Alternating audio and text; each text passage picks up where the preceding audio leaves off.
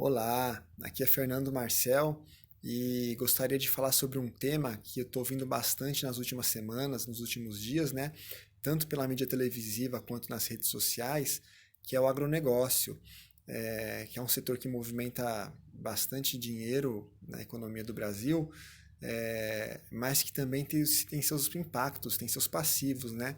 E esses dias eu escutei de uma jornalista no jornal de maior audiência da televisão brasileira que o agronegócio opera de maneira ambientalmente sustentável no Brasil. Né? Não foi com essas palavras, mas foi isso que ela quis dizer.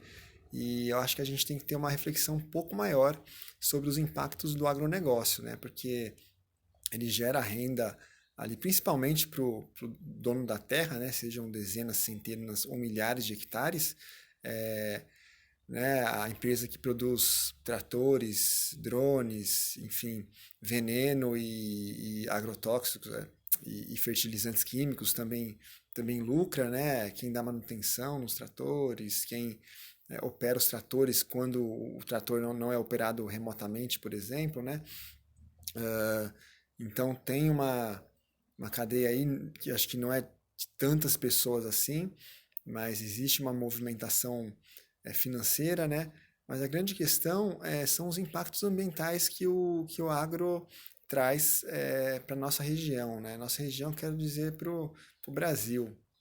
Né? A gente pode também considerar a América do Sul, porque o agro no Brasil gera impactos ambientais para outros países da América do Sul. Então vamos lá. A gente tem hoje, por exemplo, no Cerrado brasileiro, que é um grande reservatório, a grande caixa d'água do Brasil, né? Grande parte desse bioma já foi e está sendo desmatado para que se plante grãos, né? Eu tive a oportunidade de visitar Alto Paraíso de Goiás, conversar com as pessoas e ver na prática o que está acontecendo. E é muito agressivo a forma que o agronegócio é praticado, né, nessas regiões, né? Por vezes ele atua conforme a lei, né? Mas a lei, por exemplo, o Código Florestal, muitas vezes ele foi baseado em critérios que se chegou a um acordo no Congresso, no Senado, com relação a, a, a, a distâncias, a tamanhos de área de proteção no entorno de rios, por exemplo, mas os critérios técnicos muitas vezes não foram considerados, né? Foram acordos que foram feitos com base no que os parlamentares da época achavam que era. E a gente tem um setor agropecuário que faz muito lobby, né? Que injeta muito dinheiro na campanha de congressistas. Então, às vezes, ao invés deles defenderem o interesse da população, eles defendem o interesse dos empresários do agronegócio. E aí é um grande problema para a gente, porque, né, antes vem o lucro, né? O pessoal vai lá, desmata, produz, né, polui ou contamina, mas tem os seus lucros. Então, assim, a grande mídia, algumas pessoas estão vendo essa parte do giro econômico, mas o impacto ambiental e social tem sido muito grande. Por quê? Porque, por exemplo, começando pelo cerrado, né? A gente desmata o cerrado, a gente compromete esses reservatórios de água e a gente coloca no solo, na água e no alimento dos animais e das pessoas veneno e fertilizante químico, né?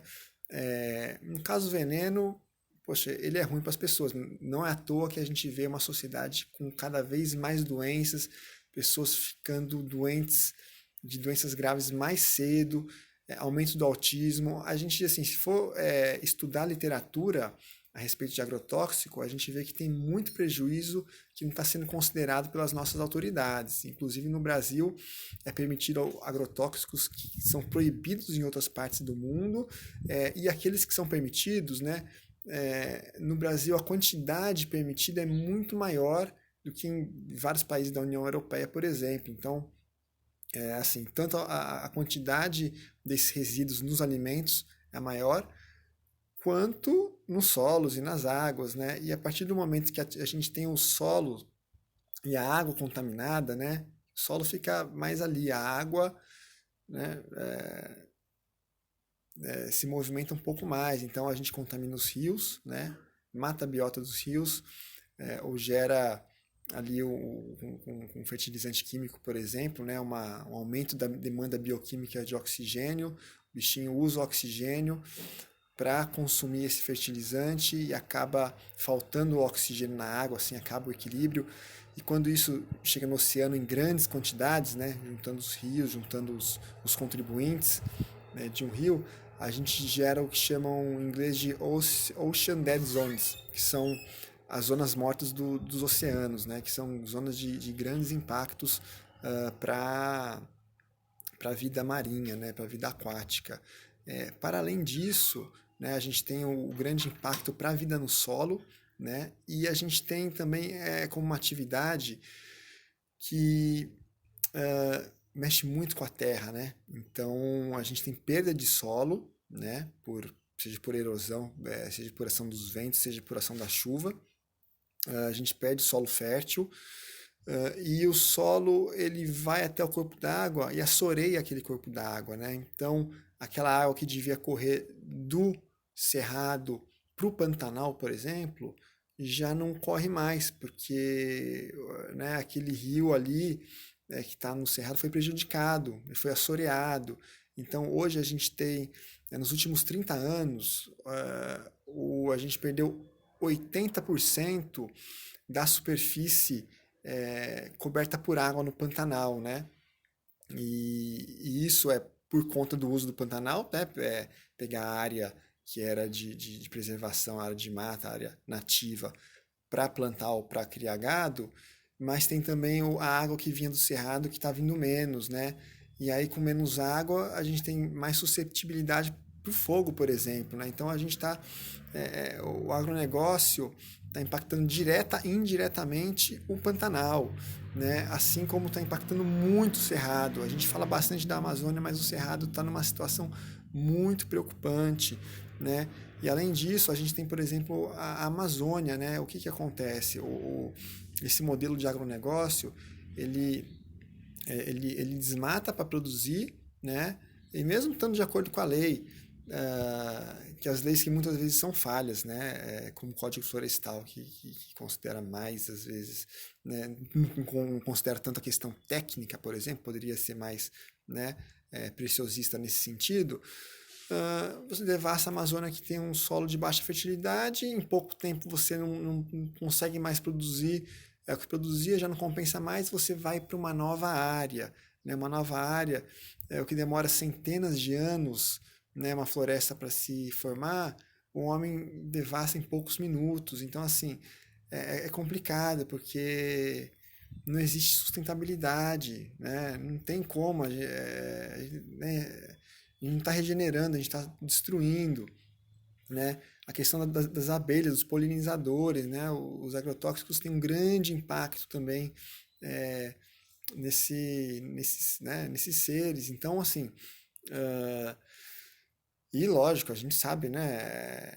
A Amazônia pegando fogo, não produzindo, por exemplo, a água, né, que era para produzir, que era para evaporar, que era para trazer para o Sudeste através dos rios voadores, né, uma estabilidade de chuvas. Aqui no Sudeste diminui a quantidade de chuvas, fica uma coisa mais imprevisível, né, mais desequilibrada. Então, a época chove muito, a época que era para chover um pouco, às vezes não chove nada. Então a gente sente os impactos diretamente aqui no, né, em outros biomas. Então, assim, isso a gente tem que botar na conta do agronegócio. Não dá para a gente ignorar, fingir que não tem, que não sei o que. Agronegócio é sustentável, agronegócio é água, é tech, é tudo, não sei o que. Agronegócio ele é de fundamental importância, mas tem que saber fazer o agronegócio. Não dá para fazer a revelia, né? Colocar.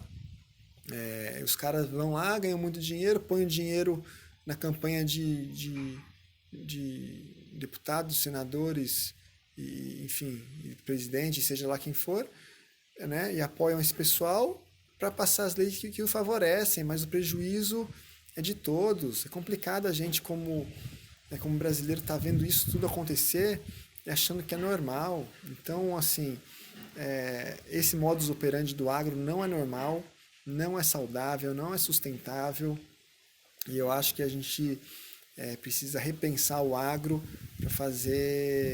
para ocupar o campo de uma forma racional e trazer alimentos de qualidade e proteger o nosso meio ambiente, que isso é um grande patrimônio que a gente não pode perder, assim, isso que o dinheiro não compra, né?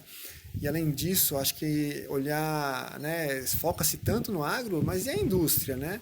A indústria que produz esse dispositivo que eu estou filmando aqui, que produz tecnologia da internet, que produz né, materiais para construção, para energia, que produz tecnologia para a gente tratar nossa saúde, né, na medicina ou na odontologia, seja o que for.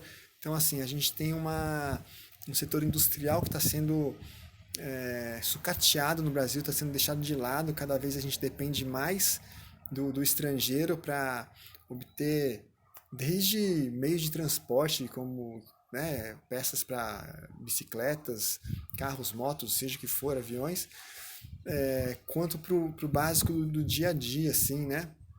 Então, eu acho que a gente pode olhar mais para todos os setores e fazer uma gestão e um uso de recursos naturais que façam sentido para essa e para as futuras gerações também, porque nós estamos ligados, né? Então, eu acho que dá para fazer, dá para ter uma indústria bem desenvolvida, dá para ter um agronegócio presente de forma mais sustentável, dá para a gente ter uma política de agroecologia mais forte para que o Brasil seja mais plural e menos com essas, como se diz assim, né? O agronegócio é sustentável e ponto final, assim, como se, né? E não se discute o agronegócio.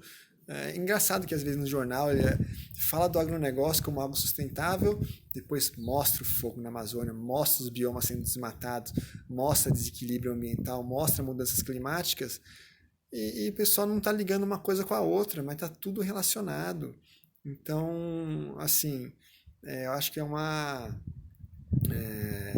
proposta para a gente refletir, né, os setores da economia e como se desenvolver em termos de país, porque né, falei dos outros países que recebem impactos, então sim, o, o Cerrado impacta o Pantanal, que impacta né, a Bacia da Prata, que impacta, que vai indo, né, os rios, os biomas, né, eles não têm divisão igual no mapinha que a gente faz, né, é uma coisa conectada. Então, a gente tem que olhar para os recursos naturais como uma coisa mais em conjunto e menos separada por mapas, né? As coisas estão ligadas na natureza. Então, essa forma cartesiana, dividida, né, separada de ver as coisas, achando que uma coisa não tem relação com a outra, mas elas têm, né? Principalmente na natureza, que é tão complexa. Então, tomara que a gente consiga construir aí um ambiente natural que proporciona a vida humana, mas que a gente dê para a natureza também a possibilidade de prosperar sem dar para a gente tantas respostas por esses impactos pesados que a gente está lhe proporcionando.